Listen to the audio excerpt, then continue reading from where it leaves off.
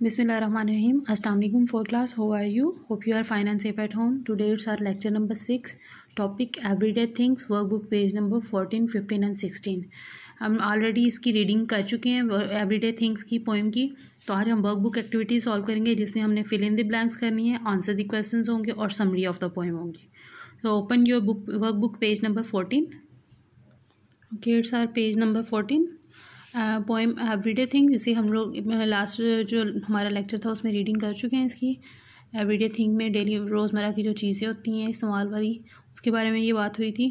Theme of the poem क्या है? Fill in the blanks. यहाँ पे ये हेल्प बॉक्स में सारे वर्ड दिए ही हैं जो यहाँ पे जो जहाँ पे जिसकी ज़रूरत होगी वो वर्ड यहाँ पे राइट किया जाएगा.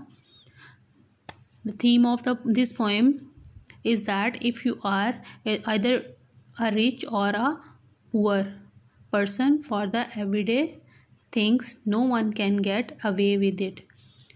The poet illustrates that the ordinary things are needed by everyone. The rich person may have an expensive thing, but the function is same of everything. For example, the complete that everyday needs, everyone needs water and soap to bath, food to eat, pen to write, book to read and a place to sleep. No one can deny the need of ordinary or everyday things as said in the poem. तो ये सारा वही है जो poem में हमने पढ़ा था कि हर पर्सन को ज़रूरत के लिए जिन चीज़ों की ज़रूरत पड़ती है वो सबकी सेम ही होती हैं, डिफरेंट नहीं होती. मतलब एक्सपेंसिव हो सकती हैं लेकिन उनका फंक्शन जो है वो सेम ही है. जैसे सोप है तो उसी से नहाना है, खाना खाना है, पेन से लिखना है, बुक से रीड करना है, सोने के लिए जगह चाहिए. तो सबके लिए जो है ना सेम ही ये चीज़ें हैं. ओके, नेक्स्ट आंसर द क्वेश्चन है what is the main message of the poem. Poem का मेन मैसेज क्या है? The main idea of the poem is that everyday things are very important for all human beings. The main idea of the poem is that everyday things are very important for all human beings. Okay, next question number 2. How are millionaires, president and kings like ordinary people? They both are alike because they use same everyday things. They both are alike because they use same everyday things. Okay, question number 3 is name a few more things that the rich do the other also do. कौन सी कुछ ऐसी चीज़ें हैं जहाँ पे जो rich भी करते हैं और दूसरे लोग भी करते हैं. They both take bath with water, eat and drink, read, sleep. तो ये सारी चीज़ें ऐसी हैं जो रिच भी करते हैं और दूसरे लोग भी करते हैं. ठीक है. Question number 4.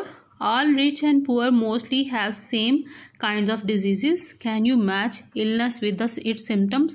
यहाँ पे कुछ illness, कुछ diseases हैं और उनके symptoms हैं. तो जो कि एक rich person और poor जो है सबको सेम ही होते हैं. तो sick क्या है? Tired, body hurt. तो ये सारी बीमारी sick, headache, cold, cough, fever, flu और यहाँ पे symptoms हैं, उनकी अलामात हैं.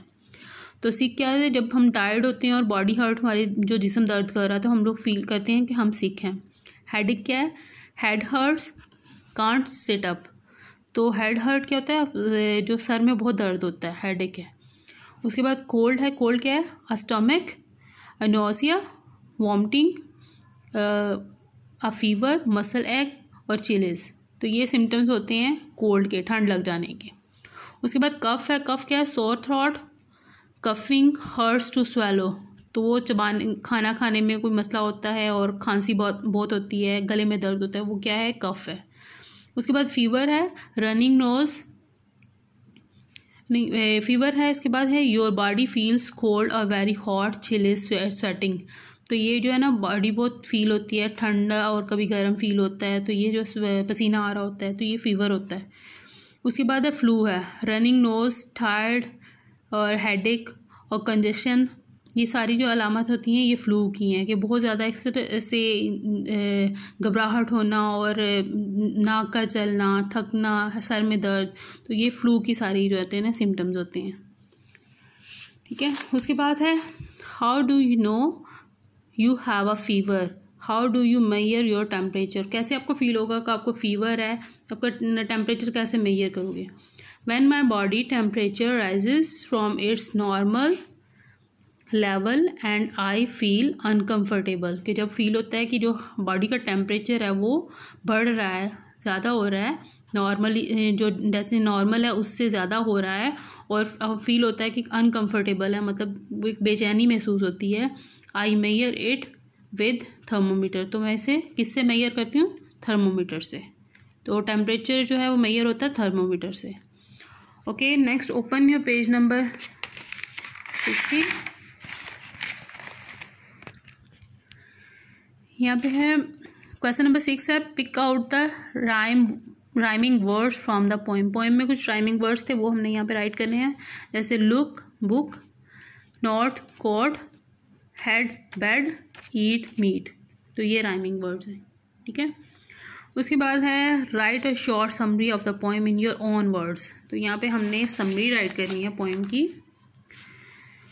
In this poem the poet Jane Eyre In this poem, the poet Jane Eyre wants to tell us, however important and ordinary you may be, it is impossible to get along in life without doing everyday things such as combing hair, bathing, eating, drinking, and sleeping. So everyday things are more important rather than other things or a person. ठीक है, इसको हम repeat करते हैं। In this poem the poet Jane Eyre wants to tell us, however important and ordinary you may be, it is impossible to get along in life without doing everyday things such as combing hair, bathing, eating, drinking, and sleeping. So everyday things are more important rather than other things or persons. ठीक है, ये हमारी summary भी हो गई और हमने आज इसकी एक्सरसाइज जो है वो कंप्लीट कर ली है, ठीक है। तो जहाँ पे आपको समझ नहीं आएगी आप वीडियो को रिपीट करोगे और आपको उसको वीडियो को ध्यान से देखोगे और अपनी वर्कबुक पे पेजेस को सॉल्व करोगे, ठीक है। Today's your diary is learn the summary of the poem everything, तो ये आपकी समरी है। जब आपने इसको राइट कर लेना तो आपने इसकी लर्निंग भी कंप्लीट करनी है, आपने लर्न करना है समरी को ध्यान से, ठीक है। You have to learn it by heart. Okay, thank you, have a nice day.